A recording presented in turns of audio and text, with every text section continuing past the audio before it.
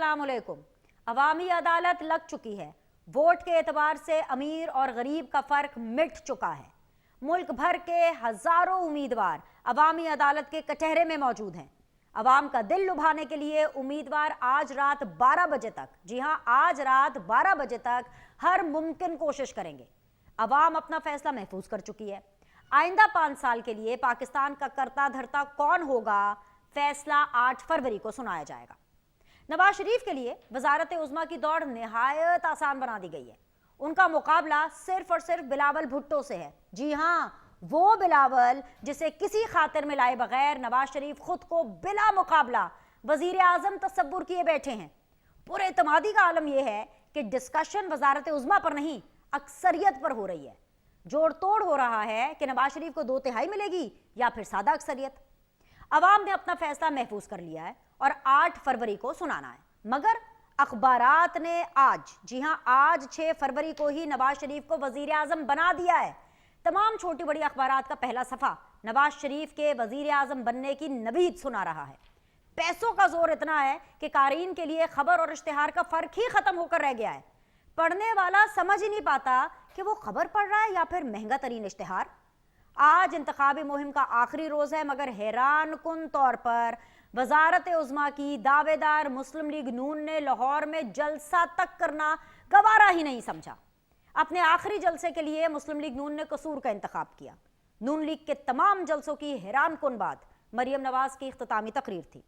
नवाज शरीफ हर जलसे में खुद पर अपनी बेटी को फौकियत देते दिखाई दिए हैं। नवाज शरीफ की ये स्ट्रैटेजी सियासी थी या फिर मरियम नवाज को लॉन्च करने की एक और कोशिश, इसका फैसला तो हमें आने वाले वक्त पर ही पता चलेगा। लेकिन आज हम बात करेंगे कि किसकी इंतखाबी मुहिम मुतासर कुन रही और किस पार्टी की कैंपेन ने मायूस किया। अवाम का मूड क्या बता रहा है और 8 फरवरी को कैसे इलेक्शंस होने जा रहे हैं, आइए इस पर बात करते हैं। सीधी बात बीनर सलीम के साथ में हमें ज्वाइन किया हुआ very honourable senator Humayun Ahmad sahab ने, पाकिस्तान तहरीक इंसाफ को रिप्रेजेंट करें। अस्सलाम वालेकुम, खुश आमदीद। मेरे साथ बने हुए हैं जी सेनेटर असद अशरफ साहब, रहनुमा है PMLN के। अस्सलाम वालेकुम, खुश आमदीद।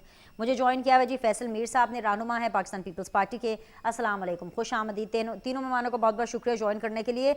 आज मैं कहूँ तो चांद रात है, वो इसलिए क्योंकि आज इलेक्शन कैंपेनिंग जो है वो रात को 12 बजे ख़त्म हो जाएगी। सो मेरे ख्याल से आज का दिन आप तीनों पैनलिस्ट को मद्दू करने का मकसद भी यही था कि हम ज़रा एक क्विक व्यू ले लें कि इंतखाबी मुहिम कैसी रही, नारे किसके ज़्यादा अच्छे थे। तो मैं PTI से शुरू करना चाहूँगी। हुमायूं अहमद साहब, आपको क्या लगता है कि किसकी और कैसी जो मुहिम है वो रही है, despite the fact I completely understand और मैं बिल्कुल ये विटनेस भी करूंगी कि एटलीस्ट लाहौर के जिन हलकों में मैं गई हूँ वहाँ पर पाकिस्तान तहरीक इंसाफ के लोगों को इतना खुलेआम तरीके से, इतना फ्रीली कैंपेन करने की इजाज़त नहीं थी।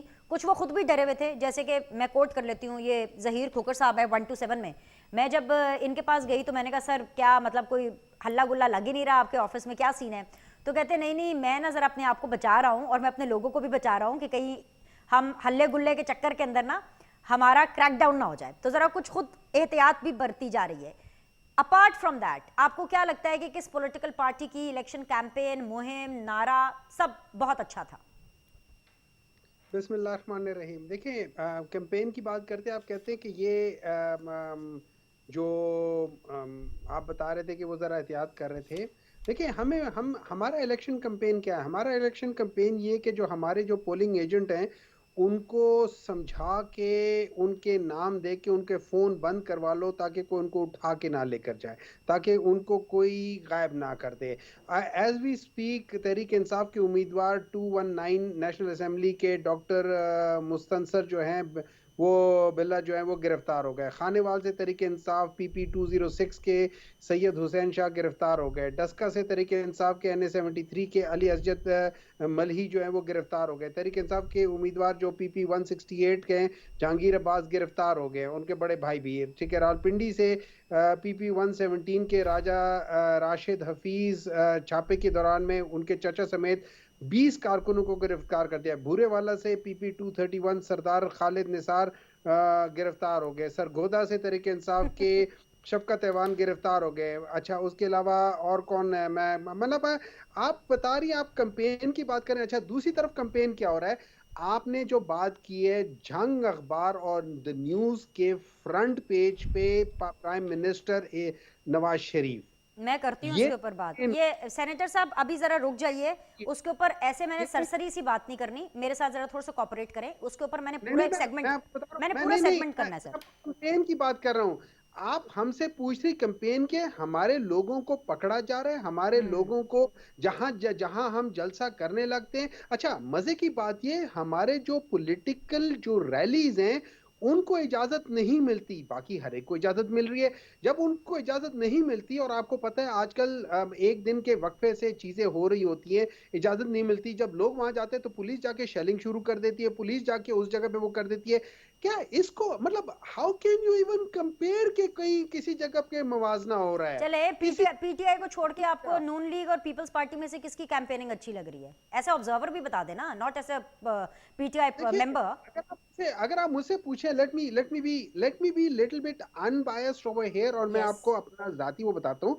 Between the two of them, Pakistan peoples party जो है वो कैंपेन कर रही है, पाकिस्तान मुस्लिम लीग को प्रमोशन मिल रही है।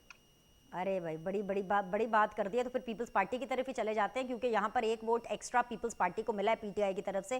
फैसल मीर साहब, बहुत बहुत शुक्रिया ज्वाइन करने के लिए। मैं आपको ऑल द बेस्ट भी कहना चाहूँगी, बिकॉज आप भी ऑफ कोर्स इलेक्शन कंटेस्ट कर रहे हैं, और मैं ये चाहती हूँ कि आज जब बिल्कुल इलेक्शन कैंपेनिंग खत्म हो जाए, तो अगर आप अपने हल्के के लिए बेहतरीन है तो बिल्कुल आपको वोट मिलने चाहिए, अगर आपके जो अपोजिशन है वो उस हल्के के लिए बेहतरीन है तो बिल्कुल उनको वोट मिलने चाहिए। तो ऑल द वेरी बेस्ट, क्योंकि आज मेरे पास पैनल के अंदर एक कैंडिडेट भी मौजूद है जो इलेक्शन कंटेस्ट कर रहे हैं। फैसल मीर साहब, पीटीआई के तो मसले मसाइल अपनी जगह पर हैं, कुछ हमने ऑब्जर्व भी किए, बहुत सी लिस्ट इन्होंने भी बता दी। मीर साहब, आप तो सेटिस्फाइड है ना कि चले बल्ला नहीं है, तीर और शेर तो मैदान में है ना, और तीर और शेर को तो इक्वल लेवल मिल रहा है कैंपेनिंग करने का, बल्कि अगर मैं ये कहूँ कि तीर तो शेर से पहले भी बाहर निकल आया, तो आप लोगों को तो बिल्कुल खुश होना चाहिए कि आपकी इम्तिहान की तैयारी पूरी है, अब तो सिर्फ आप लोगों को फ्लाइंग कलर्स के साथ पास होना है। ऐसा ही है ना मीर साहब?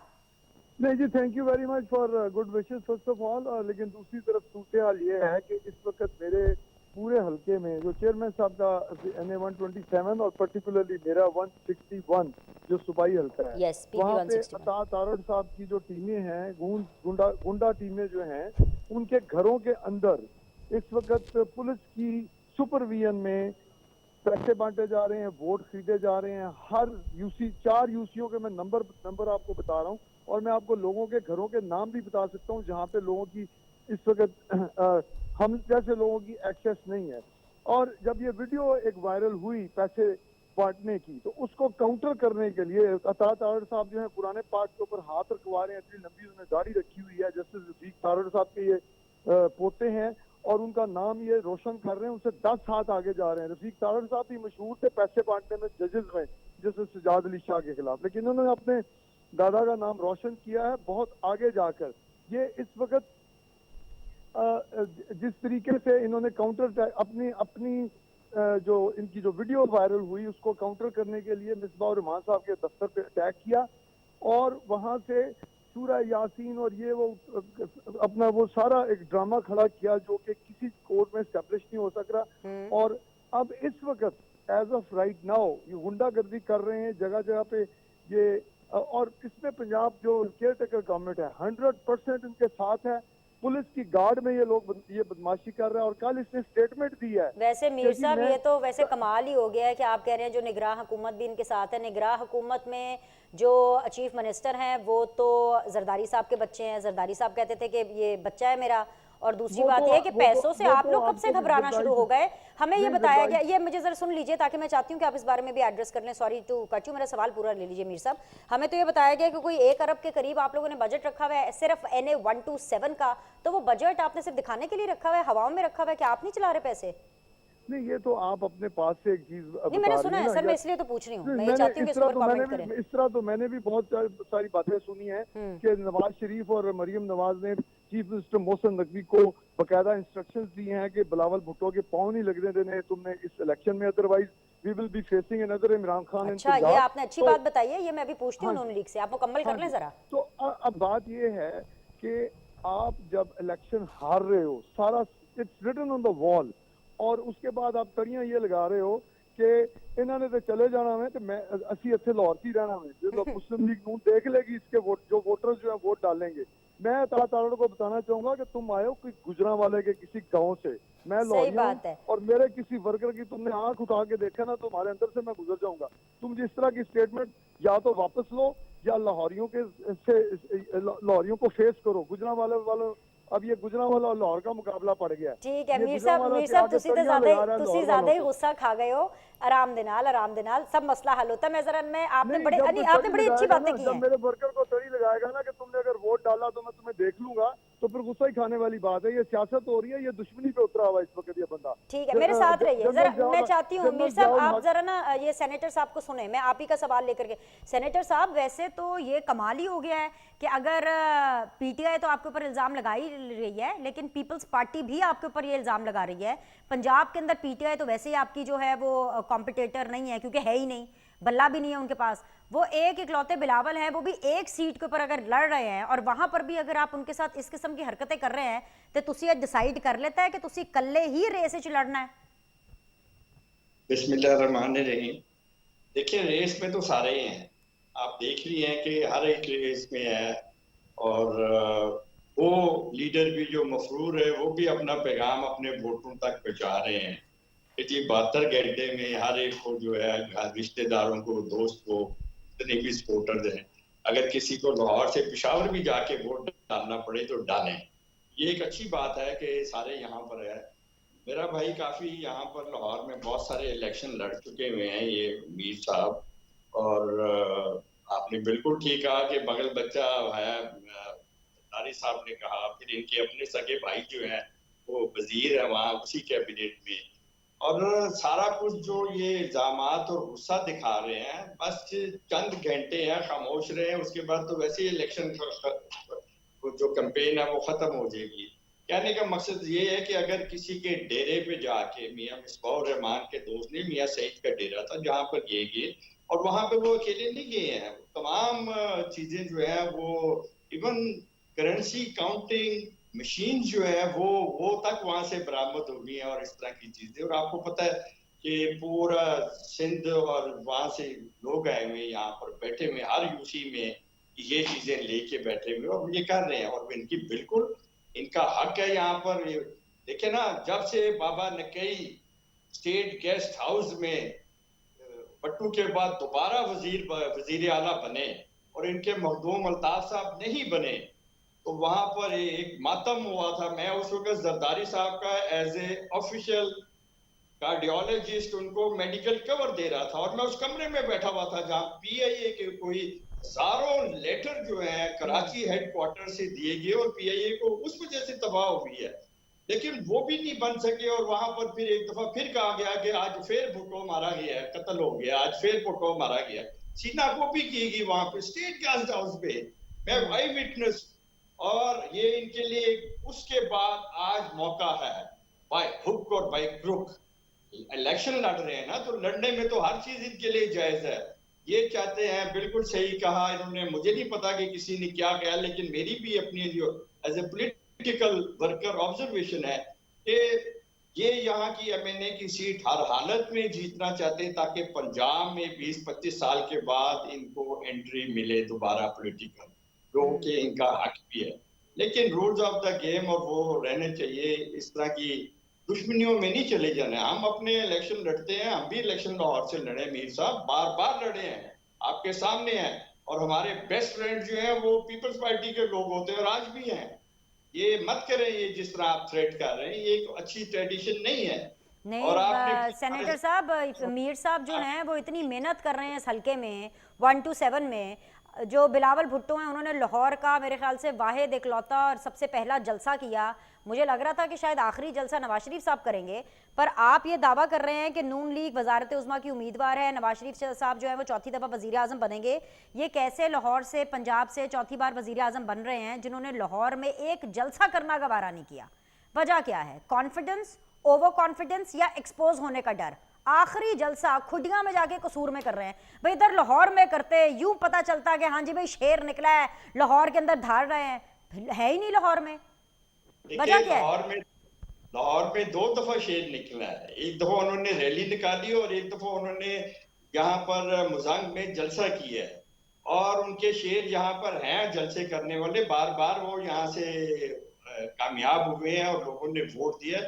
तो उन्हें बाकी एरियाज में भी जाना जो है उनके लिए जरूरी है। जिन लोगों ने 10-10, 15-15 साल से मियां साहब को नहीं देखा, और यही वजह है कि आज हवा बनी हुई है कि आपने भी जैसे कहा, एक हवा बनी हुई है कि कौन लीड कर रहा है और किसने बनना है। ये इलेक्शन से 2 दिन पहले आखिरी जलसों में पता लग जाता है, जो आखिरी 3-4 जलसे होते हैं। सही और बात हमने है, ये मुझे ब्रेक पर जाना है। हवा हवा आप लोगों के लिए बनी हुई है, हवा हमारे लिए बनी हुई है, आप लोगों के लिए तो हतमी फैसला है, क्योंकि आप लोगों ने तो अखबारों में छपवा दिया कि नवाज शरीफ वजीर आजम हैं, अवाम ने अपना फैसला सुना दिया। मैं इस पर बात करती हूँ, लेकिन मुझे ब्रेक लेने की इजाजत दें sir. Allow me to take a break, करते हैं बात इसके ऊपर, मैं कहीं नहीं जा रही हूँ, एक छोटा सा ब्रेक लेते हैं, वापस आएंगे, डिस्कशन को रिज्यूम करेंगे।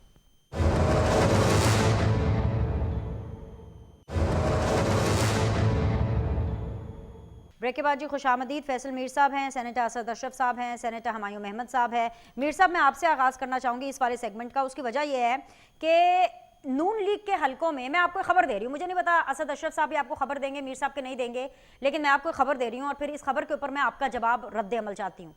खबर यह है कि इस वक्त नून लीग के हलकों में नवाज शरीफ साहब पहले मरी में भी उन्होंने एक मीटिंग की और वहाँ पर उन्होंने अपनी हुकूमत साजी के हवाले से जो तमाम फैसले हैं वो कर लिए हैं, यानी कि उनकी काबीना क्या होगी। तो बात जो उनके बेंचेस में हो रही है ना, वो ये नहीं हो रही है कि वजीर आजम उन्होंने बनना है कि किसी और ने बनना है। बात ये हो रही है कि सिंपल मेजॉरिटी लेनी है या 2/3 मेजॉरिटी लेनी है। अब आपके लिए खबर इसलिए है क्योंकि पीटीआई तो है ही नहीं, लेकिन बिलावल भुट्टो को भी पीएमएलएन अपना कंपटीशन नहीं समझ रही है, ये हुकूमत बनाए बैठे हैं। आज के जो अखबारात हैं वो इसका मुंह बोलता सबूत है कि इश्तिहार और खबर के अंदर फर्क खत्म कर दिया गया है। आपके जो कॉम्पिटिटर्स हैं ना, वो आपसे 4 कदम आगे हैं मीर साहब जी। सबसे पहले तो मैं सेनेटर साहब को बताना चाहूंगा कि मेरे अपने भाई के साथ, जिनका इन्होंने मेंशन किया कि वो मिनिस्टर है, I am not on talking term with him. मेरी उससे बातचीत नहीं है गुज़श्ता 4-5 साल। किससे? ठीक है जी, आमिर मीर का ही बात कर रहे हैं ना, ठीक है ना। ओहो, मुझे लगा मैं दोस्ती करा देती, आपकी भाई भाई हैं, लड़ाई माफ करें, अल्लाह के घर साफ करें। अच्छा जी जी, मुकम्मल कर लें। मोहसिन नकवी का इन्होंने मेंशन किया, he is unknown to me. मेरा उससे कोई किसी किस्म का ताल्लुक नहीं है, ठीक है। ये इन्होंने एक पर्सनल अटैक समझ लिया बात की, उसकी मैंने क्लैरिफिकेशन करना जरूरी समझी। दूसरी बात इन्होंने ये की कि चले उस बात मैं छोड़ता हूँ, मैं आपके क्वेश्चन की तरफ आता हूँ।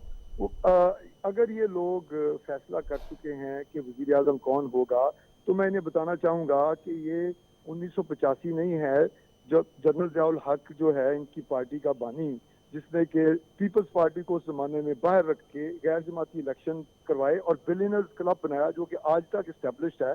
और वो वक्त गुजर गए कि जब आप बैठ के बिलियनर्स को इकट्ठा करके बताएंगे। अभी जब ये फैसला करके आए हैं कि जी मैं साड़ी गल हो गई है, तो मैंने लंदन मैं एयरपोर्ट से उतरांगा, मैंने अंगूठे लवाओगे, बाद मैं सीधा वजीर आजम हाउस जावांगा।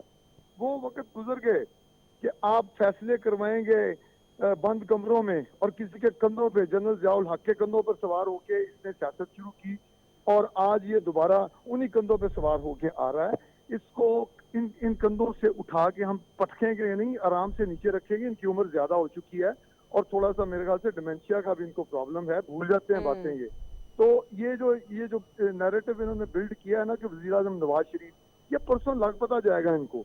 लोग जो हैं वो अपना अगर इन्होंने फैसला करवाया हुआ है ना कि जनाब वजीर आजम कौन आएगा, तो लोग इसको वजीर आजम नहीं मानेंगे इसको। अगर इन्होंने इतनी बड़ी धांधले का प्रोग्राम बनाया, जो हमेशा धांधली करके आती है या वोट खरीद के आती हैं, जिस तरह इस वक्त ये मेरे हल्के में खरीद रहे हैं, अरबों रुपया इन्होंने वोट खरीदने पे लगा दिया है, अता तारा बेचारे को कुर्बानी का बना के जानवर। तो अब अगर इनका ये ख्याल है कि आ जाएंगे इस तरह, तो ये इनकी भूल है।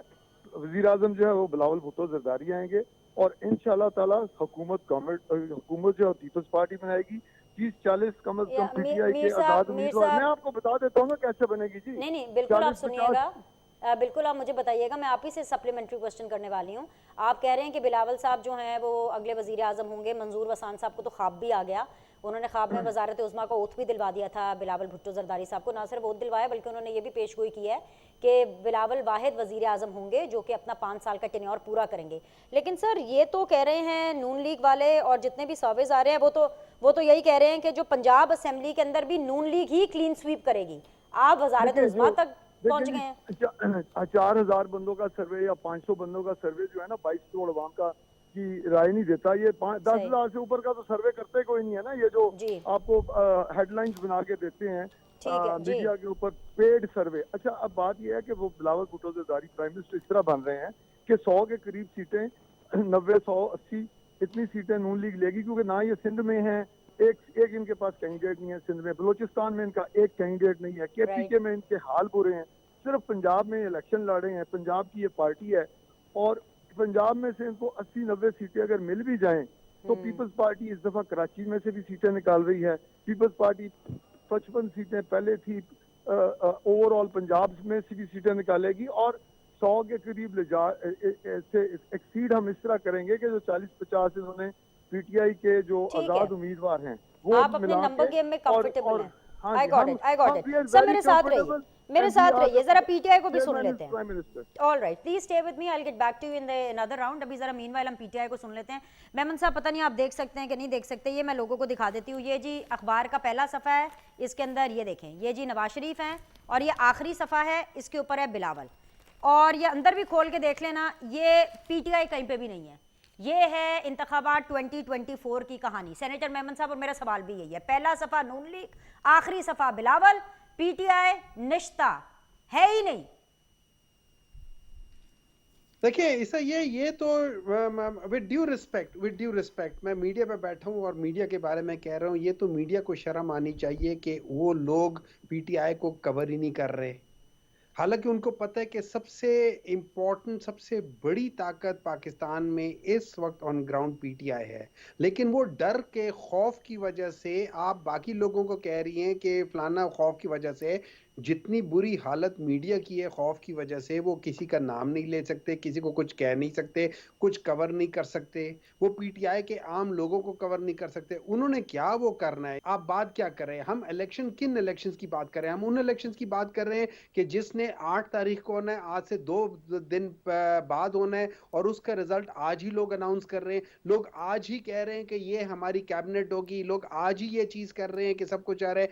आप किस इलेक्शंस की बात कर रहे हैं? ये इलेक्शन देखें, इलेक्शन सिलेक्शंस वगैरह सब कुछ खत्म हो गया है। ये जिस तरीके से ये लोग 1981 में और 85 सेनेटर में साहब, आए थे, 2018 के इलेक्शंस में भी तो इमरान खान साहब को पता चल गया था ना कि वो वजीर आजम बनने वाले हैं। इलेक्शन 2018 के इलेक्शंस और इसमें जमीन आसमान का फर्क है। 2018 में इनके पास सब कुछ था, हर एक चीज था, एक सर कैंडिडेट जमीन आसमान का फर्क नहीं है सेनेटर साहब, सिर्फ 9 मई का फर्क है।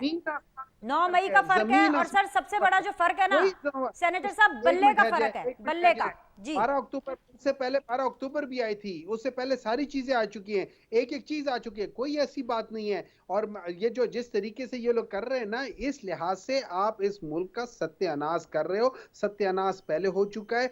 वो लोग जिन्होंने, मैं आपको एक और बात बता देता हूं, जब तक मियां नवाज शरीफ साहब थे हुकूमत में 2013 से 2017 तक, तब तक उनकी जीडीपी टोटल 4.8 तक थी। वो तो जब वो निकल गए थे, उनके प्लेटलेट्स कम हो गए थे, तो जीडीपी ऊपर चली गई थी। इनकी जीडीपी और प्लेटलेट्स के दरमियान में इनवर्सली प्रोपोर्शनल रेशियो है। उनके प्लेटलेट्स कम हो गए, जीडीपी बढ़ेगी, उनके प्लेटलेट्स बढ़ गए, जीडीपी कम हो गई है। ये टोटल इनका वो है। लेकिन ये तो आपने इनके ऊपर बात कर दी ना, लेकिन सर आपकी भी तो हालत देखें ना, मतलब बल्ले का इतना फर्क है। ये मैं आपको खुद अपनी जाती एक्सपीरियंस से बता रही हूँ, क्योंकि मैं जहाँ पे भी कैंपेनिंग करने के लिए गई हूँ, एक एक हल्के के अंदर 3-3, 4-4 उम्मीदवार हैं जो कि अपेरेंटली ये पोस्ट कर रहे हैं कि हम पीटीआई के हिमायत याफ्ता उम्मीदवार हैं, क्योंकि बल्ला नहीं है ना। और बल्ला भी जाहिर सी बात है, अब वो नहीं है तो वो इफेक्ट कर रहा है, आप लोगों की इलेक्शंस को इफेक्ट कर रहा है सर। जी That is exactly what has happened. इन लोगों ने हर वो काम किया है जिससे पीटीआई को नुकसान हो सके। उन्होंने सबसे पहले पीटीआई के चेयरमैन को वो हटाया, मान लिया इन्होंने अपने वो बराबर कर दिया। फिर इन्होंने उनके सारे जो first year second year leadership थी उनको अंदर किया, फिर उनको इलेक्शन में हिस्सा लेने से रोका। जब वो उससे भी ना रुके, उनके फॉर्म्स ये सब चीज करके वो भी ना हुआ, उनसे बल्ले का निशान ले लिया। अब ये लेकिन क्या हुआ? सेनेटर अब साहब, उसके आप बाद अपने इन इंट्रा लोगों पार्टी ने इलेक्शन तो ठीक से करा लेते ना, वो तो नून लीग ने नहीं कराने थे ना। बाकी सारी चीजें मैं मान भी लूं तो फिर भी मेरी बात सुने, इंट्रा पार्टी इलेक्शंस हुए थे जब आपका चीफ जस्टिस साहब खुद कह रहे हैं कि जी आपने अपने इंट्रा पार्टी इलेक्शंस नहीं कराए, फिर खुद ही अगले सेंटेंस में कहते हैं जो आप लोगों ने कराया वो गलत कराया। इलेक्शन कमीशन का इख्तियार ही नहीं है कि इंटर पार्टी इलेक्शंस के अंदर डिटेल जाके चलिए देखे। खैर जी, और अगर मैं तो कोई सर यही कह सकती हूँ बल्ला किसी भी कीमत पे छीनना नहीं चाहिए था, लेकिन अब क्या करें, मतलब कुछ शहर दी लोग भी जालिम सन, कुछ सानू मरन दा शौक भी सी, नहीं ये नहीं वाली नहीं सूरत नहीं हाल है। नहीं नहीं नहीं मुझे नहीं ब्रेक पर नहीं जाना है नहीं सर। नहीं जी नहीं, सर। इसमें आप ये नहीं कहे, इसमें जी ये ना सर। कहें। देखिए इसमें जो आज जो कुछ हो रहा है उसमें कॉन्स्टिट्यूशन की वायलेशन हो रही है, उसमें शरीयत की वायलेशन हो रही है, उसमें ह्यूमन राइट्स की वायलेशन हो रही है, उसमें किस चीज की वायलेशन नहीं हो रही है? जस्ट टू अकोमोडेट समवन जो बोल नहीं सकता, जो पढ़ नहीं सकता, जो लिख नहीं सकता, जिसके अंदर का अकल नाम की, शऊर नाम की चीज नहीं है, वो उसको आप लेकर आ रहे हो। उसने इस मुल्क का पहले भी ठीक है, सत्यानाश पॉइंट आ किया था, गया। आज भी मुझे सत्यानाश एक ब्रेक करेगा। पर जाना है, वापस आकर के बिल्कुल डिस्कशन को आगे लेकर के चलेंगे। Will be back shortly.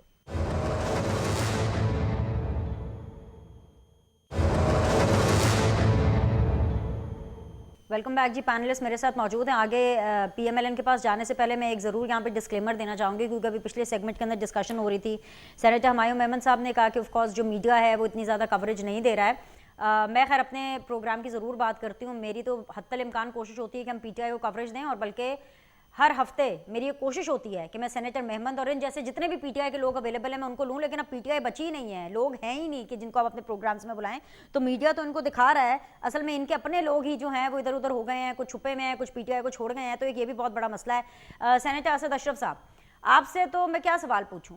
क्या मतलब, मुझे तो लगता है कि आपने जवाब भी पहले से ही सोचा हुआ है कि हमने हर चीज़ का यही जवाब देना है। मैं अब आपसे क्या पूछूं? आप लोगों ने तो खबर में और अपनी जो कैंपेनिंग है उसमें फ़र्क ही ख़त्म कर दिया है। खबर और इश्तिहार का जो फ़र्क है ना, आपने ख़त्म कर दिया है।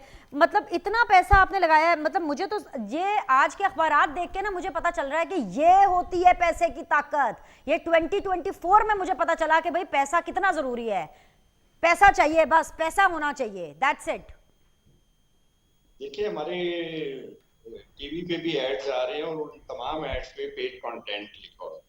अगर ये कोई खबर दी है किसी ने या एडवर्टीजमेंट है तो ये फिर सहाफत में जो लोग हैं उन्हें ये सोचना चाहिए कि ये क्या है, इसमें हमारा कोई कसूर नहीं। और जहां तक आपकी बात के कि वहां पर कोई मरी में मीटिंग हुई और कैबिनेट बन रही और फलां और ये, तो देखिए हमारी पार्टी जो है ये आज से नहीं हर इलेक्शन में ये काम करती है, ये कोई पार्टी नहीं करती। सबसे पहले हम जाके इलाकों में वहां पर डिस्ट्रिक्ट लेवल पे कमेटीज बना के अपने सीनियर लोगों को भेजते हैं, जो वहां जाके एमएनएस एमपी जो पहले टिकट होल्डर होते हैं उनके वर्कर कन्वेंशन करवा के देखते हैं कि वो कितने पॉपुलर हैं। आपको अगर 2-4 माह बाद इलेक्शन होने वाले, उसके बाद फिर डिस्ट्रिक्ट कमेटीज बनती है जो उन कैंडिडेट्स को रिकमेंड करती हैं कि जी कौन एमएनए बनेगा और उसके नीचे कौन से कॉम्बिनेशन होगा। ये आपने देखा, आप खुद ऑब्जर्व करती रही है, और ये कोई आज से नहीं चल रहा, 6 माह से हम कम रहे। और यही वजह कि अगर 10% भी 20% भी 100% भी चांसेस हैं कि जी हम हुकूमत में आ सकते, तो हमें पहले अपना काम प्रिपेयर करना, कहते ना व्हाट, तो ये चीजें जो है बिहाइंड द वॉल जो है वो हम पहले देख के काम कर रहे होते हैं। ये नहीं है कि हम आ रहे हैं या जा रहे हैं या इतना है, ये चीजें पहले से तैयार होनी चाहिए। और इसी को आप कहते हैं, वो कहते हैं ना मुसाफिर शक को उठता है अगर दूर जाना हो। तो ये तो कोई बात नहीं कि जब आपके सर पे पड़ गई तो आपको तो पता ही कुछ नहीं, मुझे फलां ने बताया था, मुझे दाऊद पोता ने बताया था, मुझे बाजवा ने बताया था, मुझे उसने बताया था, मुझे मीर ने बताया था। हर चीज तो इनको कोई बताते हैं। आज तक कभी ऐसा नहीं हुआ कि कोई फाइल इन्होंने पढ़ के डिसीजन लिया हो। जो भी गलती होती है उसमें दो चीजें बड़ी है यहाँ होती है, एक तो इंसान बेवकूफ होता है या फिर बददियानत होता है। और पिछली हुकूमत में उनके सरबराह में दोनों ये चीजें थी। कभी उन्होंने कोई कमेंट्स नहीं लिखा फाइल पे 3 लाइनों का, जिन्हें आप कहते हैं 3rd डिग्री में ऑक्सफोर्ड से जो है तो उन्होंने सर वो आपकी लीडरशिप को भी तो कहने का बताना, मकसद आपकी लीडरशिप को भी तो सेनेटर साहब बताना ही पड़ता है। मुझे नहीं पता आपने देखा सुना कि नहीं, मैं आपको अपडेट कर देती हूँ। अभी कसूर में खड़े होकर के नवाज शरीफ साहब शहबाज शरीफ साहब को ही कह रहे थे कि शहबाज शरीफ साहब ये देखें, यहाँ पे आपको ये यहाँ पे दानिश स्कूल बनने चाहिए, यहाँ पे ये बनना चाहिए। वो भी तो शहबाज शरीफ साहब को बता ही रहे थे। तो मेरे इसके साथ ही आप सवाल ले लीजिए सर, सवाल ले लीजिए, क्या शहबाज शरीफ साहब वजीर आला बन रहे हैं? क्योंकि कसूर में खड़े होकर के नवाज शरीफ साहब उनको इंस्ट्रक्शंस दे रहे थे, और अगर वो वजीर आला बन रहे हैं अच्छी बात है बने, लेकिन ये नवाज शरीफ साहब को कहना क्यों पड़ रहा है? वो इससे पहले भी तो 2 दफा जो है वो वजीर आला बन चुके हैं, तो तब उन्होंने ये काम क्यों नहीं किए? नवाज शरीफ साहब को क्यों बताना पड़ रहा है उनको अब? देखिए उन्होंने काम किए हैं, लेकिन ये नहीं हो सकता कि एक ही बार में 100% किसी चीज में उसकी कवरेज हो जाए। ग्रेजुअली होता है। देखना ये चाहिए कि सबसे पहले जो आइडिया था, थीम था दानिश स्कूल बनाने का, वो क्या था कि दूर दराज इलाकों में जहां पर ये फैसिलिटीज नहीं है अच्छे स्कूलों की, वहां दिया जाए। अब कसूर और लाहौर तो बहुत करीब है, बल्कि दोनों मिल गए हैं, शेखुपुरा भी मिल गया है, वाला भी मिल गया है वो। लेकिन दूर दराज इलाकों के लिए साउथ में जैसे है या और कहीं है, इसलिए उन्होंने ये कहा कि अब इनका भी हक है कि इनको भी ये चीज दे दे, अगर आपको अल्लाह ने दोबारा मौका दिया तो ये चलिए एक चलिए इसमें कोई मैं आप शायद पता नहीं इतनी खुल करके इस चीज़ को बताएं कि ना बताएं, या पता नहीं आपको पता भी है कि नहीं पता, लेकिन मैं आपको बता देती हूँ। आज के जलसे ने ये तो बता दिया कि पाकिस्तान का जो सबसे बड़ा सूबा है पंजाब, उसका वजीर आला कौन होगा, वो होंगे शहबाज शरीफ। तो ये जो मरियम नवाज साहिबा को नवाज शरीफ साहब अपने बाद तकरीर करवा रहे थे, ये उनको लॉन्च कर रहे थे या उनकी वजारत आला के लिए तैयारी करा रहे थे? क्योंकि वजारत आला तो अगर शहबाज शरीफ साहब को देनी है तो मरियम नवाज को कितनी दफ़ा लॉन्च करना है नवाज शरीफ साहब ने, क्या करना है उन्होंने? मतलब ये मुझे इसका इस स्ट्रैटेजी की समझ नहीं आ रही, ज़रा समझाएंगे हमें। देखिए, मियां नवाज शरीफ साहब ने कई बार कहा और हमारी पार्टी के लीडरान ने भी कहा और अंदर भी डिस्कशन होती कि जहां से सिलसिला टूटा था वहीं से दोबारा जो है, अगर अल्लाह ने हमें मौका दिया तो वही टीम और उसी तरह जो है हम पाकिस्तान को सर्व करेंगे, क्योंकि वो उस वक्त बहुत अच्छे इशारे थे। ठीक है। 5.8 था, मेरे भाई ने क्यों 3.6 का 5.8 ग्रोथ थी। सबको पता है, ये रिकॉर्ड की बात है, ये कोई ये नहीं है कि मैं वैसी बात कर रहा हूँ। कहने का मकसद ये है कि जब उस वक्त अगर ना रोका जाता, जिसे जैसे बार बार मियां साहब कह रहे हैं, और ठीक है। मेरी भी राय यही है कि वही उसी तरह होना चाहिए। मियां नवाज शरीफ अगर आते हैं तो उन्हें ठीक है। फेडरल लेवल पे होना चाहिए और सूबे लेवल। एक दफा बाजुका कोई बात हुई किसी को, तो मियां साहब ने ये जरूर एक दफा कहा था कि मैं गैर तजर्बा ना तजर्बाकार को 12 करोड़ का सूबा नहीं दे सकता। तो आप ये देखें कि हम कोई वो तो नहीं है कि जी बुजदार को यहाँ ले आएंगे और उस तरह की बात होगी जिसने कभी तो हर आखिरी दिन तक ये कहता रहा कि मैं सीख रहा हूँ। यहाँ पर हमारी पार्टी में एक चीज है कि पहले किसी को अगर किसी जगह बैठाना होता है तो उसको 6-7 महीने 8 महीने वहां पर उस डिपार्टमेंट में रख के उसकी ट्रेनिंग की जाती है और फिर उसको वजारत दी जाती है या उस महकमे से उसको टेस्ट कर दिया जाता तो है। मरियम किसी नवाज भी को ट्रेनिंग के लिए कहाँ बिठाया जाएगा, क्या ओहदा दिया जाएगा? मैं किसी की ट्रेनिंग और उसकी नहीं बात कर सकता, लेकिन ये हमारी पार्टी में कभी ऐसा नहीं होगा, ना हुआ है, ना आपने देखा होगा कि ठीक है। बुजदार जैसे बंदे को लाके बिठा दे कि जिसका कभी कोई तजर्बा ही किसी चीज में ना हो, चलिए, उसको वो चीज बिल्कुल। उसी को मीर साहब और ये जो सेनेटर साहब हैं, इनसे पूछ लेते हैं कि ये क्या सोचते हैं पीएमएलएन की स्ट्रैटेजी के बारे में, कि मरियम नवाज दोबारा रीलॉन्च हो रही हैं या मरियम नवाज की ट्रेनिंग हो रही है, मतलब क्या हो रहा है? एक छोटा सा ब्रेक लेते हैं, ब्रेक के बाद वापस आएंगे, बाकी दोनों पॉलिटिकल पार्टी से बात करेंगे।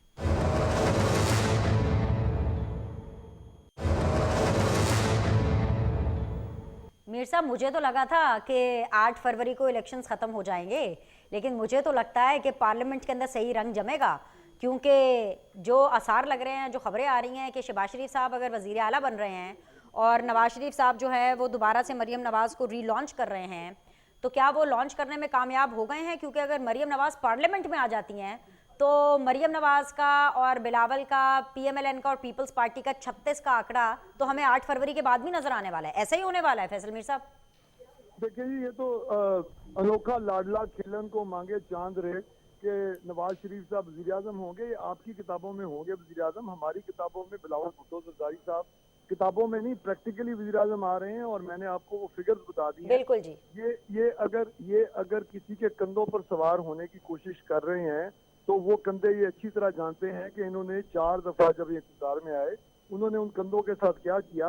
तो वो इतने बेवकूफ कंधे नहीं हैं कि बार बार इनको अपने ऊपर चढ़ाएंगे।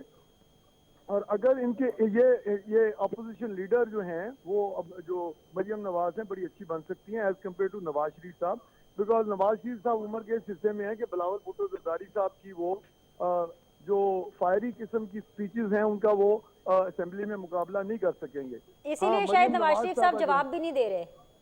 हाँ जी, जवाब भी नहीं दे रहे और वो देंगे भी नहीं। वो अगर अपोजिशन लीडर बनना है तो वो या तो बनेगा शहबाज शरीफ और या बनेगी मरियम नवाज। तो इंशाल्लाह ताला जब ये इनका ख्वाब टूटेगा 8 की शाम को, जब ये जागेंगे ख्वाब खरगोश से, तो उस वक्त पता चल जाएगा कि अवाम किस तरफ खड़ी है।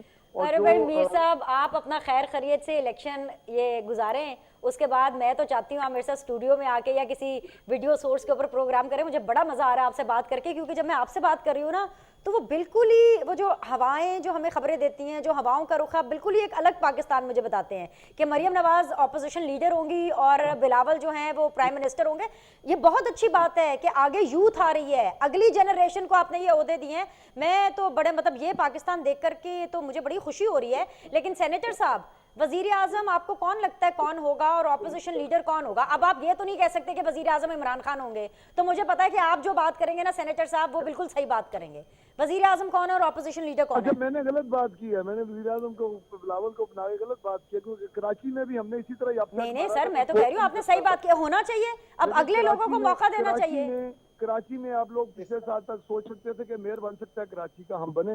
इसी तरह हम बिलावल भुट्टो जरदारी ही पाकिस्तान का प्राइम मिनिस्टर बनेंगे, जिससे कराची का गुड सर, जरूर बनेंगे एक दिन। I wish you all the best, और बिल्कुल बनना भी चाहिए, कैपेबिलिटी है, उनमें भी कैपेबिलिटी है, मरियम में भी है। बिल्कुल। जरा सेनेटर साहब को सुन लेते हैं। सेनेटर साहब वेरी क्विकली, मेरे पास आखिरी 1-1.5 मिनट है, मुझे जरा आप बता दें कि आपको पार्लियामेंट कैसी नजर आ रही है। जरा थोड़ी सी तफरी कर लेना, ये पीपल्स पार्टी नून लीग के साथ थोड़ी सी तफरी कर लेते हैं, कौन कहाँ पे होगा, जरा बताइए। मैं मुझे बोल लेने दे। देखिए, अभी मीर साहब ने कहा था कि वो कंधे इतने बेवकूफ नहीं है, वो वाकई कंधे बेवकूफ नहीं है, लेकिन उन्होंने जिनको लाना है वो बेवकूफ हैं, उनको लेकर आना है ताकि इनसे जो वो कराना चाहे वो कर सकते हैं। That is what it is. लेकिन coming back to your question जी, ठीक है, वो आपको अभी जो इश्तिहार दे रहे हैं, जिन्होंने इश्तिहार में और न्यूज में फर्क ही खत्म कर दिया, इन्होंने हर ओके ओके ओके, ठीक है ना। अच्छा, अब लेकिन आपके जो सवाल था ना, देखिए आज मैं पिछले कम से कम कोई 3-4 हफ्तों से मैं एक चीज बात कर रहा हूं कि अगर इंडिपेंडेंट लोगों के वोट ज्यादा हुए तो वो पार्लियामेंट में किसी इंडिपेंडेंट कैंडिडेट को भी वो प्राइम मिनिस्टर बना सकते हैं। और जो इलेक्शन कमीशन के जो जो, जो चेयरमैन है, उन्होंने भी कहा है कि वाकई अगर इंडिपेंडेंट बंदे को वोट ज्यादा मिल गए तो हो जाएगा। तो मेरी नजर में अगर मैं ये समझता हूं कि अगर 30% भी धांधली हुई और 50% से ज्यादा धांधली ना हुई, 30% के आसपास धांधली हुई, दैट मीन्स कि हर एक कैंडिडेट को उनके उनके वोट जितने, लेट्स से एक जगह पे अगर 1 लाख वोट हैं तो उसको 30,000 वोट्स हेड स्टार्ट मिल जाए, पीएमएलएन को हेड स्टार्ट मिल जाए, तो तब भी मेरे ख्याल में जो इंडिपेंडेंट कैंडिडेट्स होंगे वो ज्यादा नंबर में होंगे और इंशाल्लाह व ताला जो हुकूमत बनेगी केपी में तो डायरेक्ट इंडिपेंडेंट की बनेगी with more than 2/3 majority. Punjab में इंशाल्लाह ताला इंडिपेंडेंट मोस्ट प्रॉब्ली बना लेगी। फेडरल में भी इंडिपेंडेंट कैंडिडेट क्या वो बनेगी। सिंध में इसमें कोई शक नहीं है, सिंध में पीपल्स पार्टी है, लेकिन वहां थोड़ा सा डेंट पड़ेगा, वहां पे भी डेंट पड़ेगा। बलूचिस्तान में थोड़ा बहुत हो जाएगा। तो मेरे लिहाज से ओवरऑल अगर आप मुझसे पूछे तो इंडिपेंडेंट लोगों की हुकूमत आएगी और पाकिस्तान भी इंशाल्लाह ताला इंडिपेंडेंट हो जाएगा। चलिए इंशाल्लाह ताला 2 दिन के बाद आप सब लोगों से दोबारा हम मुलाकात करेंगे। Thank you very much for your time. और आज आखिरी दिन है, रात 12 बजे इलेक्शन कैंपेनिंग खत्म हो जानी है और उसके बाद फिर खुलेगा असल महाज कि किसको कितने वोट पड़ते हैं। आपके साथ रब्ता रहेगा न्यूज़ 1 पे, हमारी खुसूसी ट्रांसमिशन जो है वो जारी रहेगी और हम आपसे ट्रांसमिशन में अब मुलाकात करेंगे इंशाल्लाह ताला कल। अपना ख्याल रखिएगा। अल्लाह हाफिज़।